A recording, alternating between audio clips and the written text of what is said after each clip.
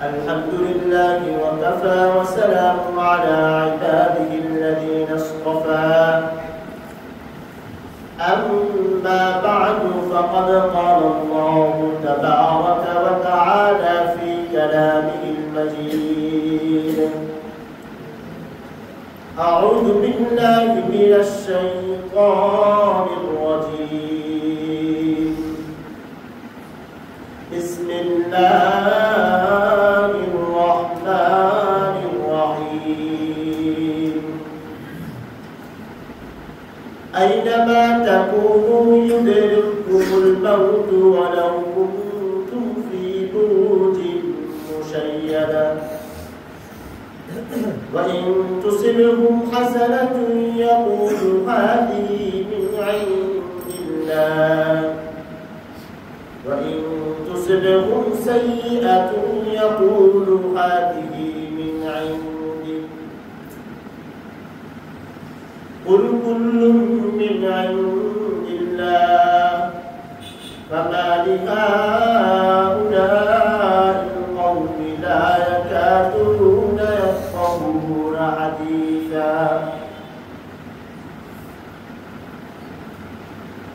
وعن ابن عباس رضي الله تعالى عنه قال كنت خلف النبي صلى الله عليه وسلم فقال رسول الله صلى الله عليه وسلم يا غلام إني أعلمك كلمات احفظ الله يحفظك احفظ الله تجده تجاهك اعلم أن الأمة لو اجتمعت على أن ينفعوك بشيء لم ينفعوك إلا بشيء قد كتب الله لك ولو اجتمعوا على أن يضروك بشيء لم يضروك إلا بشيء قد كتب الله لك أو كما قال عليه الصلاة والسلام صدق الله العلي العظيم وصدق رسوله النبي الكريم ونحن على ذلك من الشاهدين والشاكرين والحمد لله رب العالمين الحمد لله الله رب العالمين رسول قابلين وشكريا الله رب العالمين আমাদেরকে অত্যন্ত মায়া করে যত্ন করে আদর করে আল্লাহ তাআলার ঘর মসজিদে আসার বসার তৌফিক দান করেছেন এজন্য আমরা সকলে কালিমাতুশ শুকরিয়া আদায় করি আলহামদুলিল্লাহ সম্মানিত হাজিরিন আমি কোরআনে কারীমের সূরা নিসা 78 নম্বর আয়াতটি তেলাওয়াত করেছি এই আয়াতে আল্লাহ রাব্বুল আলামিন বলেন আইনামা তাকুনু ইউদরিকুমুল মাউত তোমরা যেখানেই থাকো মৃত্যু অবশ্যই তোমাদের কাছে পৌঁছে যাবে ওয়ালাউ কুনতুম ফি বুরুজিন মুশাইয়াদা যদিও তোমরা কাচের বেষ্টনী দিয়ে ওই বেষ্টনীর ভিতরেও যদি থাকো তবে মৃত্যু তোমার কাছে পৌঁছে যাবে ফি বুরুজিন মুশাইয়াদা বলতে তাফসীর ইবনে কাসিরের মধ্যে উল্লেখ করা হয় সুউচ্চ প্রাসাদ যেগুলো আছে এগুলোকে বলা হয় মুশাইয়াদা এই আয়াতের তাফসীরের মধ্যে আল্লামা ইবনে কাসির রাহমাতুল্লাহ আলাইহি বলেন কোন ব্যক্তি যদি প্রাসাদ নির্মাণ করতে করতে একদম আকাশ পর্যন্ত বিশাল একটা প্রাসাদ নির্মাণ করে যে প্রাসাদের মধ্যে কোনো মানুষ যাওয়া এমনকি কোনো প্রাণী পর্যন্ত যাওয়ার সুযোগ নাই চারপাশে কাচের বেষ্টনী দিয়ে রেখেছে এরকম কোন জায়গায় নিরাপদ জায়গায়ও যদি কোনো ব্যক্তি যায় তাহলেও মৃত্যু অবশ্যই তার কাছে পৌঁছে যাবে। এই জন্য বলা হয়েছে আইনামা তাকুনু, তোমরা যেখানেই থাকো সেখানেই মৃত্যু পৌঁছে যাবে। এই ঘটনার মধ্যে, এই আয়াতের মধ্যে আল্লামা ইবনে হাজার আসকালানী রাহমাতুল্লাহ আলাইহি সহ অনেক মুহাদ্দিসিনে কিরাম এবং অনেক তাফসীর বিশারদ, এর মধ্যে সবচেয়ে বড় গ্রন্থকার আল্লামা ইবনে হাজার আসকালানী, ইবনে কাসির রাহমাতুল্লাহ আলাইহি, ইমাম মুজাহিদ রাহমাতুল্লাহ আলাইহি বরাত দিয়ে একটা ঘটনা উল্লেখ করেন। আজ থেকে প্রায় অনেক বছর আগে, এমনকি আমাদের নবী সাল্লাল্লাহু আলাইহি ওয়াসাল্লাম ধরার বুকে আগমন করার আগে বনু ইসরাঈলের একটা জাতি, একটা সম্প্রদায় ছিল। এই বনু ইসরাঈল মূলত হযরত ইয়াকুব আলাইহিস সালামের সন্তানদেরকে বলা হয়। ইয়াকুব আলাইহিস সালামের আরেকটা নাম ছিল ইসরাঈল। ইয়াকুব আলাইহিস সালামের সন্তানাদি ছিল 11 জন। এই 11 জন থেকে যে পরিবারগুলো তৈরি হয়েছে, ওই পরিবারকে বলা হয় বনু ইসরাঈল। তো বনু ইসরাঈলের একজন বিশিষ্ট একজন আবেদ ছিল, অনেক বড় একজন রাজা এবং বাদশা ছিল। আল্লাহ রাব্বুল আলামিন তাকে ধন সম্পদ এমন কিছু নাই যে তিনি আল্লাহ তাআলা তাকে দেন। এত বড় বিত্তবান হওয়া সত্ত্বেও আল্লাহ তাআলা তাকে একটা জিনিসের মধ্যে রেখেছেন। তো এই লোক সবসময় আল্লাহ তাআলার কাছে দোয়া করত, আল্লাহ রাব্বুল আলামিন যেন তার ওই ঘাটতি, ওই কমতিটা যেন আল্লাহ তাআলা পূরণ করে দেন। জীবনের শুরু থেকে নিয়ে শেষ পর্যন্ত সবাই তিনি আল্লাহ তাআলার কাছে দোয়া করতেন। কিন্তু দুঃখজনক হলো আল্লাহ রাব্বুল আলামিন তাকে সম্পদ দিয়েছেন, জায়গা দিয়েছেন, ক্ষমতা দিয়েছেন, অর্থ দিয়েছেন, কিন্তু আল্লাহ রাব্বুল আলামিন তাকে সন্তান দেন না। এই জন্য আবেদের বাদশার মনে অনেক কষ্ট ছিল।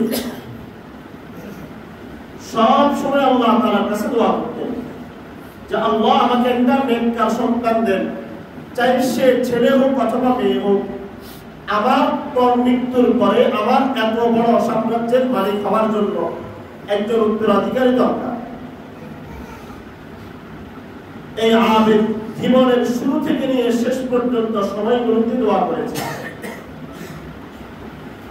আল্লাহ রাব্বুল আলামিন কোরআনে কারীমের মধ্যে বলেন, উদউনি আস্তাজিব লাকুম ইন্নাল্লাযীনা ইস্তাকবিরুনা আন ইবাদাতি সায়াদখুলুনা জাহান্নামা দাখিরিন।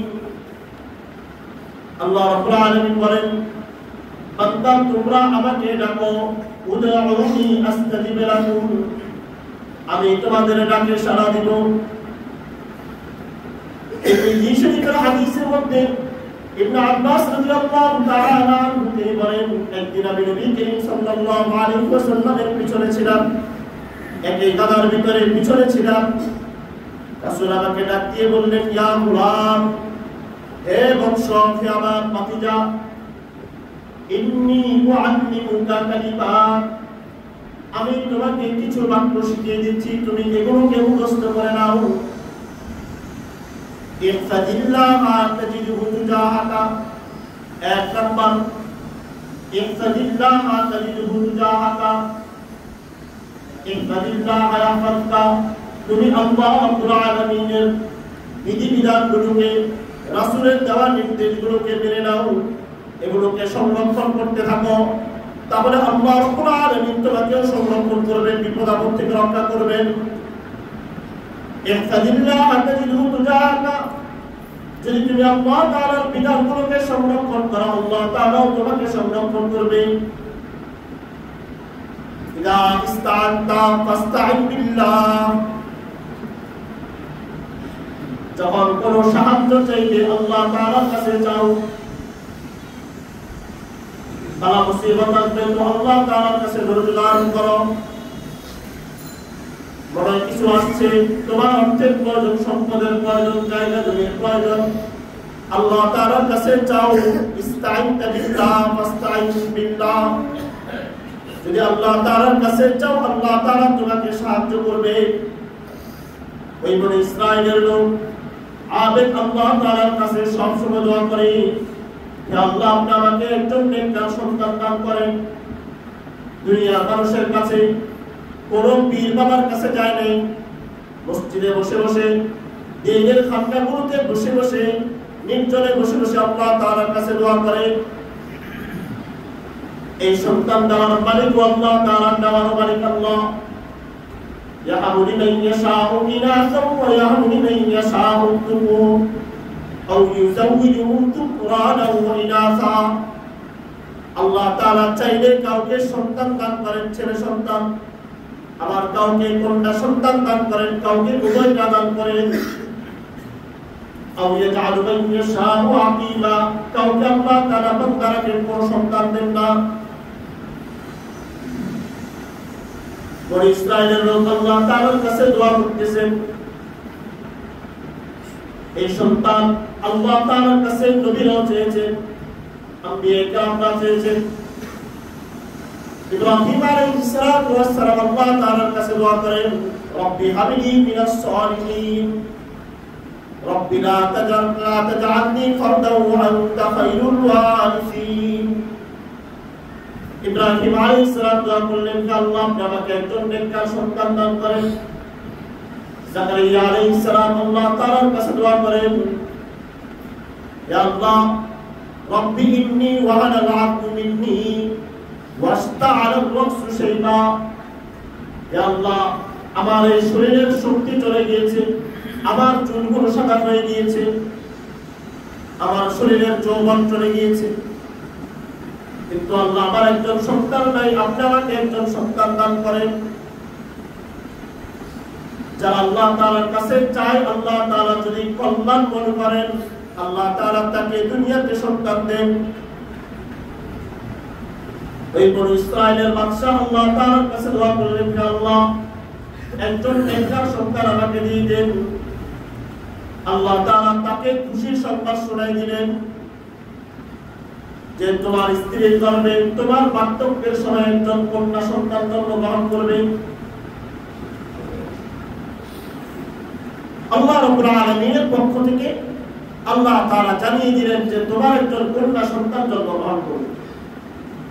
বাদশা অত্যন্ত আনন্দিত যে অন্তত আমার শেষ সময়ে এসে আল্লাহ তাআলা আমাকে নিরাশ করেন।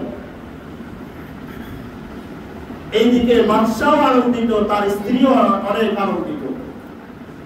সময়গুলো পার হতেছিল, একটা মুহূর্তে এমন চলে আসলো যে বাদশা গিয়ে দেখলো যে তার স্ত্রী অত্যন্ত আনন্দিত, কিন্তু বাদশা অনেক পেরেশানির মধ্যে আছে।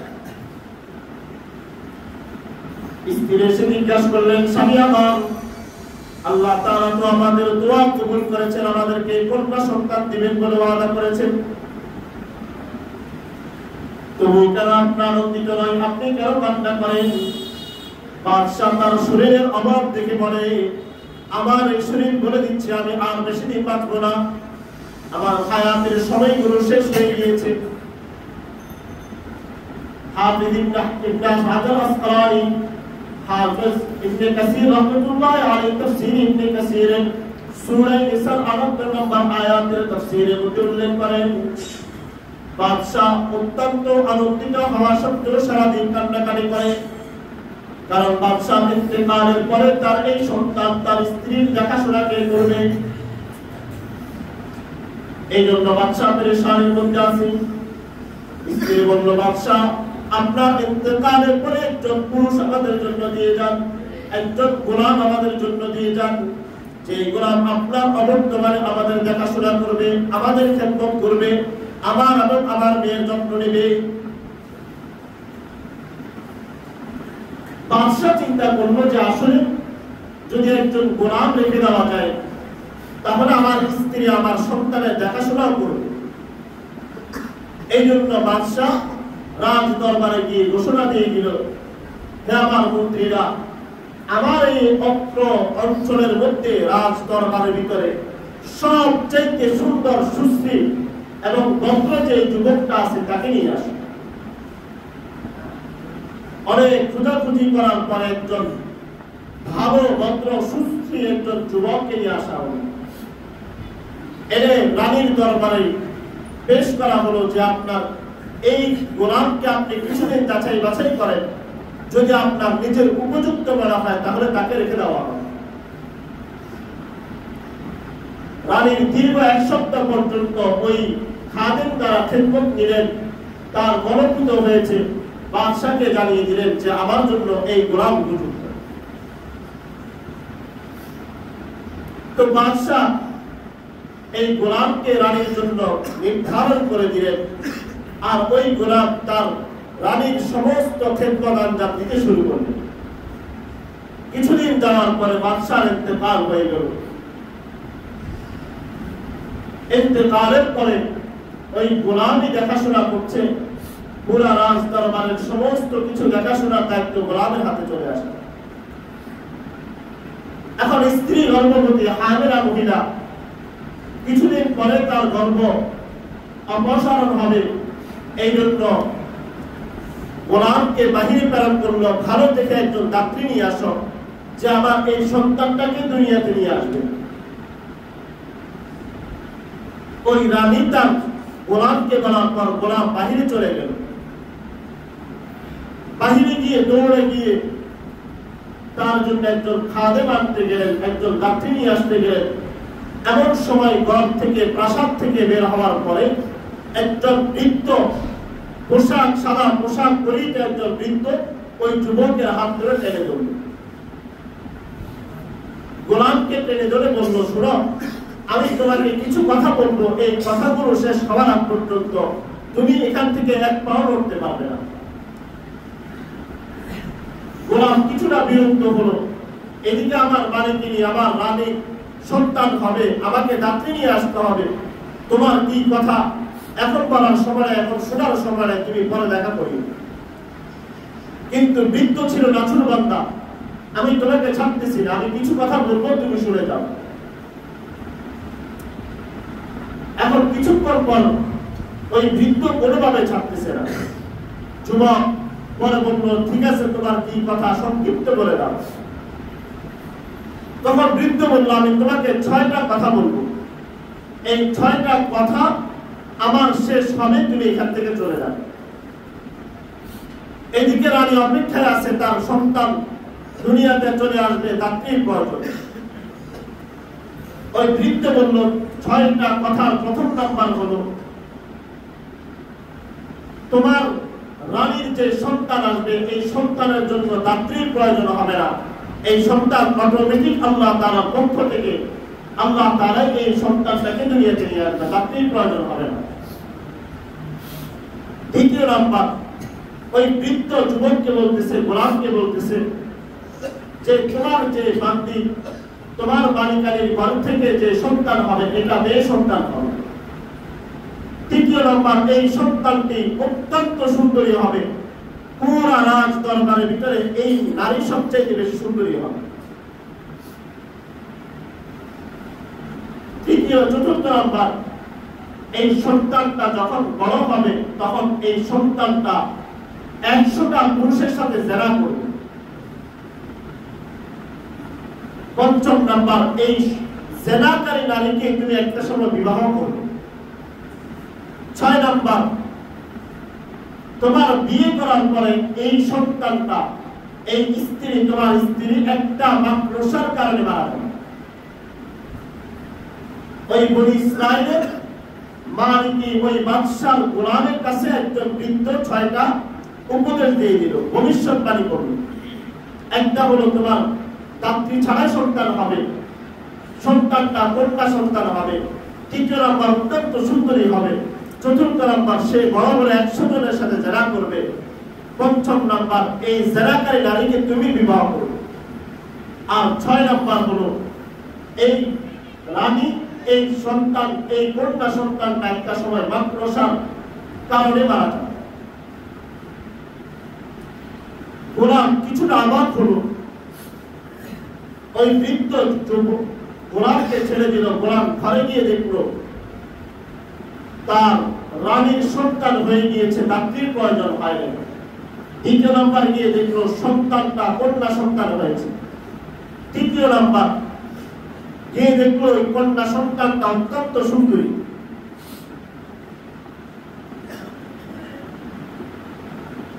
ওই যে তার মনের ভিতরে একটা কথা চিন্তায় আসতেছে যে এই মহিলাকে আমাকে একটা সময় বিবাহ করতে হবে, যে 1000 পুরুষের সাথে জেনা করবে। হাফেজ ইবনে কাসির রাহমাতুল্লাহ আলাইহি উল্লেখ করেন, ওই বনী ইসরাইলের ওই গোলাম দীর্ঘদিন পর্যন্ত পেরেশানির মধ্যে আছে, আর সুযোগ খুঁজতেছে কখন এই কন্যা সন্তানটাকে একা পাওয়া যায়। সে এই কন্যা সন্তানটাকে হত্যা করবে। যদি হত্যা করে তাহলে 100 পুরুষ জেরা থেকে বেঁচে যাবে। দ্বিতীয় নাম্বার, সে নিজেও এই মহিলাকে বিবাহ করা থেকে বেঁচে যাবে। কারণ ওই পুরুষের মধ্যে ওই গোলামের ভিতরে গায়রত ছিল যে 100 নারী 100 জনের সাথে একজন নারী জেরা করবে, আর ওই জেরাকারী নারীকে আমি বিবাহ করব, এটা কখনো হতে পারে না। এটা ছিল তার ভিতরে গায়রত ছিল, আত্মমর্যাদা ছিল। আজকে কিন্তু আমাদের এই আত্মমর্যাদাটা নাই। আমরা শরীরের দিক দিয়ে পুরুষ, শরীরের দিক দিয়ে আমার কন্যা আমার স্ত্রী তারা মহিলা, কিন্তু আমাদের যে একটা আত্মমর্যাদা থাকা দরকার, গায়রত থাকা দরকার, এটা নাই। এই জন্যই তো আমার স্ত্রী পাশের বাসার আরেকজনের সাথে বসে বসে কথা বলে, আর আমি তাদেরকে সুযোগ দিই। আমার কন্যা সন্তানটা, আমার মেয়েটা স্কুলে যায়, সেখানে একটা ছেলের সাথে ঘুরে, ও আপনি আর তার ওই মেয়ের আর ওই ছেলের মা বোন দুজনে একজন বান্ধবী, ছেলেরা বান্ধবী। ভাই ঘরের মধ্যে বসে আছে, দেবরের সাথে ভাবি বাজারে যায়। আবার এটাও বলে যে আমরা তো পুরুষ, আর আমার বোন ভাবি আমাদেরকে ছোটবেলায় আদর করে বড় করছে, আমরা তার কাছে ছেলের মতো, ভাইয়ের মতো। অথচ রাসূল সাল্লাল্লাহু আলাইহি ওয়াসাল্লামকে জিজ্ঞেস করছে, ইয়া রাসূলুল্লাহ আরাইতাল হাকওয়া, রাসূল আপনি দেবরের ব্যাপারে কি বলেন? আল্লাহ রাসূল বললেন, আল হাকওয়া আল মাউত, দেবর হলো মৃত্যু সমতুল্য। যেহেতু বনী ইসরাইলের গোলামের ভিতরে তার ভিতরে গায়রত ছিল, আত্মমর্যাদা ছিল, এজন্য সেটা মেনে নিতে পারে। অপেক্ষায় ছিল কোন দিন এই মেয়েটাকে একা পাওয়া যায়। আর রানীর যেহেতু সন্তান নাই, বৃদ্ধ বয়সে সন্তানটাকে পাইছে, এই জন্য সন্তানকে কখনো এক মুহূর্তের জন্য চোখের পলকে পড়তে দেয় না। দীর্ঘদিন পর্যন্ত ওই গোলাম অপেক্ষায় ছিল। আস্তে আস্তে ওই মেয়েটাও বড় হচ্ছে, তার সৌন্দর্য দিনে দিনে বেড়ে চলছে। একদিন রানী কোন এক কারণে ঘরের বাহিরে গেলেন, আর গোলামকে বলে গেলেন যে আমি ঘরের বাহিরে যাচ্ছি, তুমি আমার সন্তানটাকে দেখে রাখো। গোলাম এই সুযোগটার অপেক্ষায় ছিল, আর বলতেছে আমি তো এই সুযোগের অপেক্ষায় ছিলাম। তিনি 1 বছর পর্যন্ত আমি অপেক্ষায় ছিলাম কখন সুযোগ পাওয়া যায়, আর কখন আমি এই কন্যা সন্তানটাকে হত্যা করব। গোলাম কন্যা সন্তানটা শুয়েছিল, বিশাল বড় একটা চাকু নিয়ে তার বুকের ভিতরে এভাবে আঘাত করে প্রথম এখান থেকে নিয়ে এত পেট পর্যন্ত পুরাটা ফেলে ফেলেছে। ওই গোলাম মনে করেছিল মেয়েটা মারা গিয়েছে, অপেক্ষায় ছিল যে হয়তো মারা যাবে, কারণ বুকের এই পাশ থেকে যদি পেট পর্যন্ত ছিঁড়ে ফেলা হয় তো তার বেঁচে থাকা অসম্ভব। গোলাম ভয়ে পালিয়ে গেল, আরেক শহরে চলে গেল। এদিকে বাদশার স্ত্রী এসে দেখলো তার কন্যা সন্তান পুরাটা পেট, নারী বুড়ি সবগুলো ছিঁড়ে বের হয়ে গিয়েছে।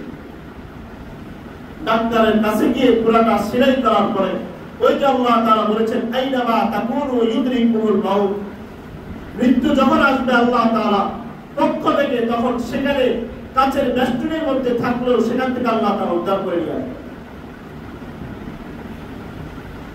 কিন্তু আল্লাহ তাআলা এই সন্তানটাকে, এই কন্যা সন্তানকে মৃত্যু দেন নাই। এই সন্তান আস্তে আস্তে বড় হতে শুরু হলো, সুস্থতাও হয়ে গেল, কিন্তু এই বুকের এই পাশ থেকে পেট থেকে বুক পর্যন্ত পুরাটা একটা কাটার দাগ, ছিঁড়াই করা দাগ এটা রয়ে গেছে। গোলাম দীর্ঘদিন পর্যন্ত বাহিরের শহরে কাজকর্ম করল। কাজ করতে করতে একটা পর্যায়ে সে আর গোলাম রইল না, বিশাল বড় সম্পদের অধিকারী হয়ে গেল, টাকা পয়সা মালিক হয়ে গেল।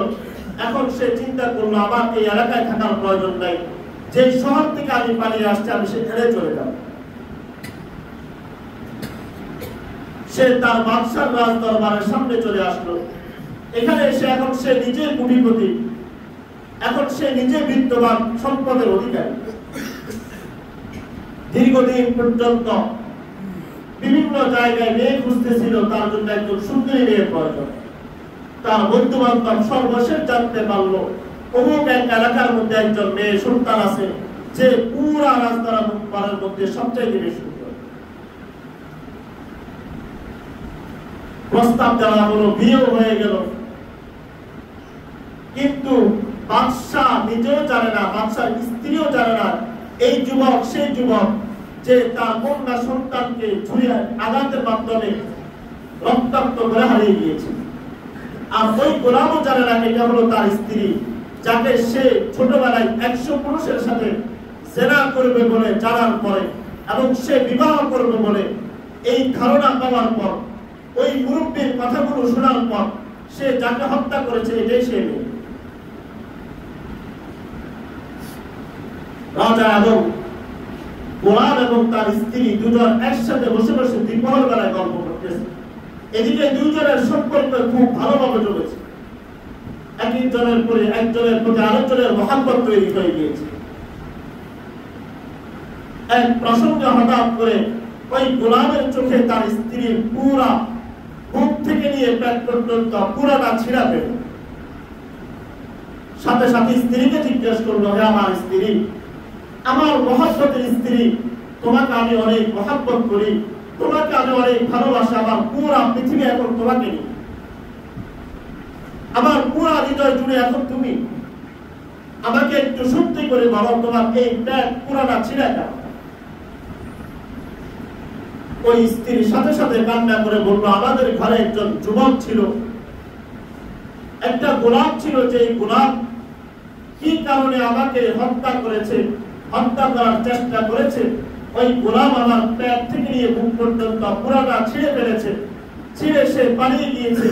কিন্তু আল্লাহ রাব্বুল আলামিন আমাকে হায়াত দিয়েছেন, এই জন্য আমি হায়াত পেয়েছি, আল্লাহ তাআলা আমাকে এই পর্যন্ত নিয়ে আসেন।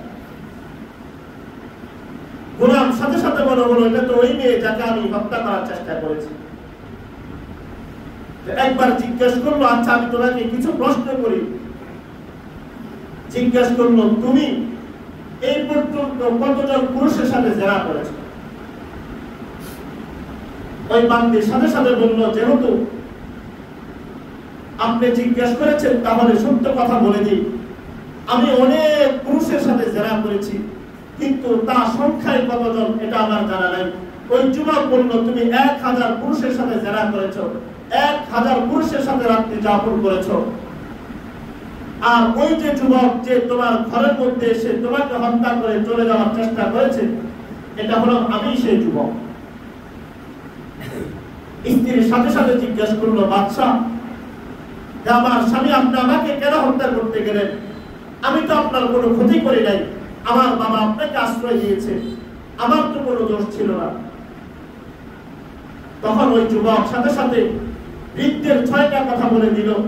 আমার স্ত্রী আমাকে একজন বৃদ্ধ এভাবে বলেছেন, তুমি রাত্রি ছাড়াও দুনিয়াতে আসবে, তুমি কন্যা সন্তান হয়ে দুনিয়াতে আসবে, তুমি অত্যন্ত সুন্দরী হবে, আর চতুর্থ নাম্বার তোমাকে আমি বিবাহ করব, আর পঞ্চম নাম্বার হলো বিবাহ করার পরে তোমাকে আমি একটা সময় দিব, আমার মাধ্যমে তোমার সাথে আমার সংসার হবে, সংসার হওয়ার পর একটা মাকড়সার কারণে তুমি মারা যাবে।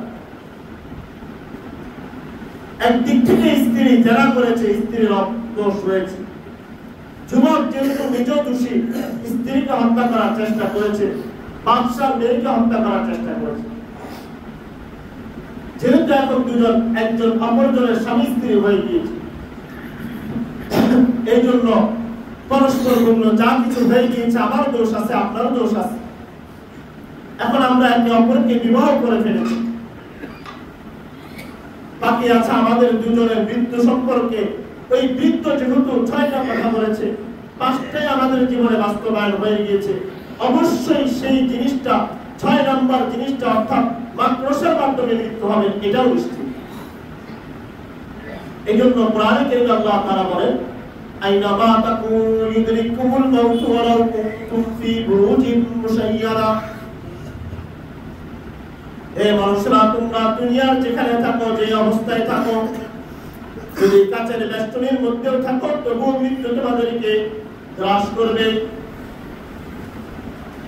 ইবনে কাসীর রাহমাতুল্লাহি আলাইহি বলেন, ওই যুবক এবং যুবতী দুজন একসাথে মিলন করার পরে যুবক বলল, আমার এত ধন সম্পদ, আমার এত অর্থ প্রয়োজন, এত কিছু, সব কিছু আমার স্ত্রীর জন্য। এখন আমার স্ত্রীকে তার মৃত্যু থেকে রক্ষা করা এটা আমার দায়িত্ব। গোলাম তার সমস্ত উজিরদেরকে, তার সমস্ত আমির উমারদেরকে বলে দিল, তোমরা আমার জন্য এমন একটা প্রাসাদ তৈরি করো যে প্রাসাদের মধ্যে কোন ধরনের পোকামাকড় তো দূরের কথা, সেখানে একটা ধুলা পানিও যেন না বুঝতে পারে। তার বর্ণনা অনুযায়ী, তার কথা অনুযায়ী বিশাল বড় একটা প্রাসাদ তৈরি করা হলো। চতুর্দিক থেকে কাচের বেষ্টনী দিয়ে দেওয়া হলো। ওইখানে কোন ধরনের আবর্জনা দূরের কথা, কোন ধরনের পোকামাকড় কোনো কিছুই প্রবেশ করতে পারবে না। ওই বাদশার স্ত্রী এবং তার স্বামী দুজন মিলে একদিন রাত্রিবেলা একসাথে ঘুমাচ্ছিলেন। স্ত্রী হঠাৎ করে ঘুম থেকে ডেকে দেখবেন, চোখটা খুলে দেখবেন, ওই তার দেয়ালের ভিতরে একটা মাকড়সা ভর্তি আছে। স্ত্রী দেখার সাথে সাথে স্বামীকে বলল, দেখেন এই প্রাসাদের ভিতরে কাচের বেষ্টনী, এতগুলো বেষ্টনী পার করে একটা মাকড়সা কিভাবে আমার ঘরে চলে আসে। তখন ওই গোলাম সাথে সাথে বলল, এই মাকড়সার জন্য এত আয়োজন করলাম যাতে করে কোনোভাবে সে প্রবেশ করতে না পারে। গোলাম সাথে সাথে ওই মাকড়সাকে একটা লাঠি দ্বারা আঘাত করার পরে ওই মাকড়সার সাথে সাথে জমিয়ে পড়বে এবং সাথে সাথে জমিয়ে পড়ে মারা গেল।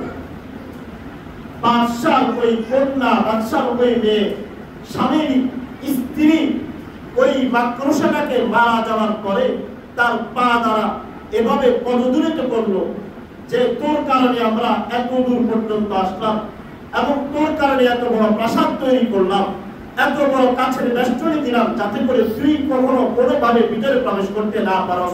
এই জন্য তার রাগ ওই মাকড়সার উপর ছাড়তেছিল আর পা দ্বারা এভাবে পদদূরিত করতেছিল। এমন অবস্থায় ওই মাকড়সার বিষাক্ত বিষ ওই মেয়ের পায়ের ভিতরে দিয়ে চলে তার পুরা শরীরের ভিতরে প্রবেশ করে চেহারার সাথে সাথে নীল হয়ে ওখানে মারা গেল।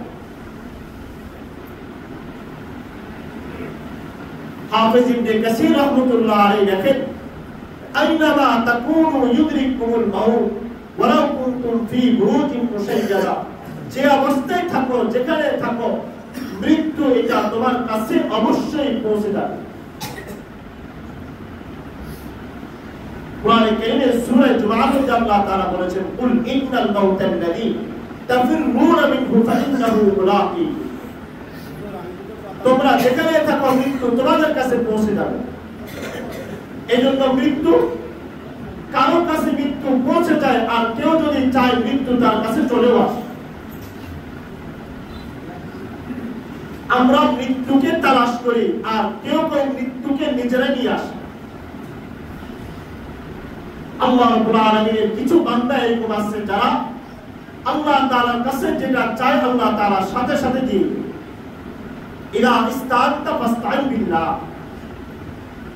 যখন সাহায্যের প্রয়োজন আল্লাহ তাআলার কাছে চাও, আল্লাহ তাআলা দিয়ে দিবেন। কিতাবের মধ্যে পাওয়া যায়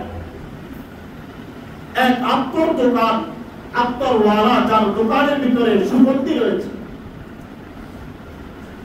যুবক মানুষ ওই দোকানের ম্যানেজার হিসেবে কাজ করে। এই জন্য যুবক তার শরীরে রক্ত গরম, একজন বৃদ্ধ এসে তার কাছে একটু সাহায্য চাইল। সাহায্য চাওয়ার কারণে যুবক বলল, বৃদ্ধ মানুষ, আমি তোমাকে দিতে পারবো না, এখান থেকে চলে যাও। বৃদ্ধ বারবার বলতেছে, বাবা আমি তোমার কাছে আল্লাহ তাআলার ওয়াস্তে দিয়ে কিছু টাকা চাই, কিছু সাহায্য চাই, আমাকে সাহায্য করো। যুবক বারবার বলতেছে, আর বৃদ্ধ ওই জায়গাটা ছেড়ে যাচ্ছিল না। এক পর্যায়ে যুবক বলতেছে, সারাদিন নিয়ে ভিক্ষা করা করতে পারো না? এক পর্যায়ে ওই মুরব্বীর গায়ের ভিতরে আঘাত আসলো যে এই যুবক আমাকে বলতেছে আমি ভিক্ষা করে কেন করতে পারি না। বৃদ্ধ সাথে সাথে বললো, যুবক আজকে তোমার শরীরে শক্তি আছে, তোমার পাওয়ার আছে, তোমার যৌবন আছে, আমি যেভাবে মরবো তুমি কি সেভাবে মৃত্যুবরণ করতে পারবে? যুবক আরো আঘাতিত হলো। বৃদ্ধ আমার কাছে চ্যালেঞ্জ করতেছে, পারলে মরে দেখাও, আমি তোমাকে দেখা দিচ্ছি কিভাবে মরবো। বৃদ্ধ সাথে সাথে বললো, যুবক আমি যেভাবে মরবো তুমি সেভাবে মরবে না। যুবক বলল, তাহলে মরে দেখাও একবার, দেখি কিভাবে মরবো। বৃদ্ধ সাথে সাথে ওই যুবকের আতরের দোকানের সামনে গিয়ে বিশাল বড় লম্বা করে শুয়ে পশ্চিম দিকে ফিরে লা ইলাহা ইল্লাল্লাহ মুহাম্মাদুর রাসূলুল্লাহ কালিমাটা পড়লো, আর পশ্চিম দিকে চেহারাটা করে সেখানে দাঁড়ায়। যুবক অপেক্ষায় ছিল বৃদ্ধ কিছুক্ষণ পর আবার উঠে যাবে। দীর্ঘ সময় পার হওয়ার পরও বৃদ্ধ উঠতেছিল না। যুবক বারবার ডাকতেছে, আবার এক পর্যায়ে এসে যুবক জোরে লাঠি দিয়ে বলল, বৃদ্ধ দোকান থেকে সরে যা। কিন্তু দেখলো আর ওই বৃদ্ধ জীবিত নাই। যুবক পেরেশানির মধ্যে পড়ে গেল। একটা মানুষ কিভাবে তার মৃত্যুকে এভাবে তালাশ করে নিতে পারে? কিভাবে তার মৃত্যুর কথা বলেছে সাথে সাথে মৃত্যু হয়ে গেল। যুবক তার দোকান ছেড়ে দিল। তার মনের ভিতরে একটাই চেতনা, আমি যেভাবে হোক এই মৃত্যু, যেভাবে এই মৃত ব্যক্তি, এই বৃদ্ধ যেভাবে তার মৃত্যুকে নিজে তালাশ করে নিয়ে আসছে, আমিও সেভাবে করতে চাই। খুঁজতে শুরু করলো পুরা জগতের মধ্যে বড় বড় আলেম কারা আছে, বড় বড় মুহাদ্দিসিন কারা আছে, ওলি আল্লাহ কারা আছে, তাদের দরবারে যাওয়া শুরু করলো। একটা পর্যায়ে এমন দেখা গেল ওই যুবক বিভিন্ন বুজুর্গের দরবারে থাকতে থাকতে পরবর্তী যুগের একজন বড় আলেম হয়ে গেলেন, যার কিতাব ওই ব্যক্তির নাম হলো আল্লামা ফরিদউদ্দিন আত্তার রাহমাতুল্লাহ আলাইহি। ওই যুবক শ্রেষ্ঠ বুজুর্গ হয়ে গেল একটা ঘটনাকে কেন্দ্র করে। ওই যে বৃদ্ধ তার দোকানের সামনে এসে তার কাছে চ্যালেঞ্জ করে মৃত্যুবরণ করলো, আল্লাহ রাব্বুল আলামিন এই বুজুর্গকে এতটাই কবুল করলেন, ফরিদউদ্দিন আত্তার রাহমাতুল্লাহ আলাইহি তার কিতাব আজ থেকে প্রায় 900 বছর আগে লিখে গিয়েছেন। এখনো পর্যন্ত বাংলাদেশে এবং পুরা পৃথিবীর বিভিন্ন রাষ্ট্রের মধ্যে তার কিতাবটা পড়ানো হয়। মৃত্যু কেউ চাইলে তালাশ করে নিয়ে আসতে পারে, আর কারো কাছে হঠাৎ মৃত্যু চলে আসে। ফাথুল বারীতে ইমাম বুখারী রাহমাতুল্লাহ আলাইহি কিভাবে ইন্তেকাল করেছেন, হাফিজ ইবনে হাজার আসকালানী রাহমাতুল্লাহ আলাইহি লেখেন, ইমাম বুখারী রাহমাতুল্লাহ আলাইহির একদম শেষ সময়, আজকে যে বুখারীর নাম দিয়ে আমরা হাজারবার সালাম পেশ করি, একটা যুগ এমন গিয়েছে ইমাম বুখারীকে তার যুগের মানুষেরা বেদাতি বলতো।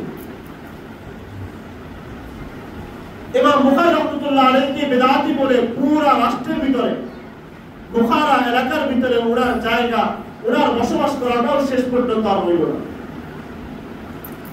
ইমাম বুখারী রাহমাতুল্লাহ আলাইহি দেখলেন যে ওনার শহরের মধ্যে, যে শহরে উনি বড় হয়েছেন, যে শহরে বুখারী কিতাব লিখেছেন, ওই শহরের মানুষ আর ওনাকে চায় না, ওনাকে বেদাতি বলতেছে, কেউ ওনাকে বের করে দিতে চাচ্ছে। উনি অন্য শহরে যাবেন, এটাও ওনার পক্ষে সম্ভব হচ্ছে না, কারণ বুখারীকে বুখারের মতো জায়গা থেকে বের করে দিচ্ছে। অন্যরা বলতেছে এত বড় বেদাতিকে আমরা আমাদের জায়গা রাখবো না, আমাদের শহরে আসতে দিব না। ইমাম বুখারী রাহমাতুল্লাহ আলাইহি অত্যন্ত ব্যথিত হলেন। রাত্রে বেলায় তাহাজ্জুদের সময় আল্লাহ তাআলার কাছে হাত উত্তোলন করে বলতেছে, আল্লাহ আপনার এই জমিনটা অনেক প্রশস্ত, আপনার এই জমিন অনেক বিশাল বড়, আল্লাহ আমার জন্য এই জমিন আর জায়গা নাই, এই জমিনটা আমার জন্য প্রশস্ত নয়, আমার জন্য সংকীর্ণ হয়ে গিয়েছে, এই সমাজের মানুষের জন্য, যাদের জন্য আমি কিতাব লিখেছি, আপনার রাসূলের বাণীগুলোকে আমি একত্রিত করেছি। আল্লাহ, এখানে আর আমার থাকার জায়গা হচ্ছে না, আল্লাহ আপনি আমাকে উঠিয়ে নিয়ে যান। ইবনে হাজার আসকালানী রাহমাতুল্লাহ আলাইহি ফাতহুল বারীর মধ্যে লেখেন, ইমাম বুখারী রাহমাতুল্লাহ আলাইহি এই কথাটা আল্লাহ তাআলা এত বেশি কবুল করলেন, ইমাম বুখারী রাহমাতুল্লাহ আলাইহি পরদিন সবাই ইন্তেকাল করলেন। এটাও মৃত্যু, আর আরেকজনের কাছে হঠাৎ মৃত্যু চলে আসে, এটাও মৃত্যু। এই জন্য আল্লাহ রাব্বুল আলামিন বলেন, আইনামা তাকুনু ইউদরিকুমুল মাউত ওয়ালাউ কুনতুম ফী বুরুজিন মুশাইয়াদা ফাইন্নাহু মুলাকীকুম। যে অবস্থায় থাকো, যেখানে থাকো, মৃত্যু আসবে। কিন্তু কারো বেলায় ফেরেশতারা এসে বলবে যে এই লোকের রূহটা আমাদের নেওয়ার প্রয়োজন নেই।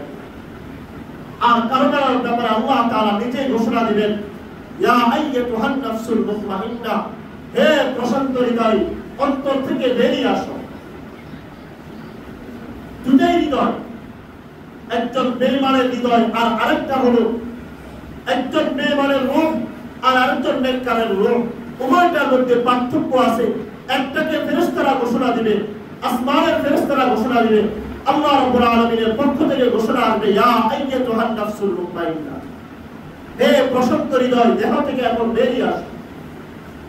আর আরেকটা রূহ বের করবে, এমন জোরে চিৎকার করে তার ভিতর থেকে রূহটা বের করবে, এরপর ছাড়ার বস্তায় করে দুর্গন্ধের কারণে এটাকে সিজ্জিন পর্যন্ত পৌঁছে দেওয়া হবে।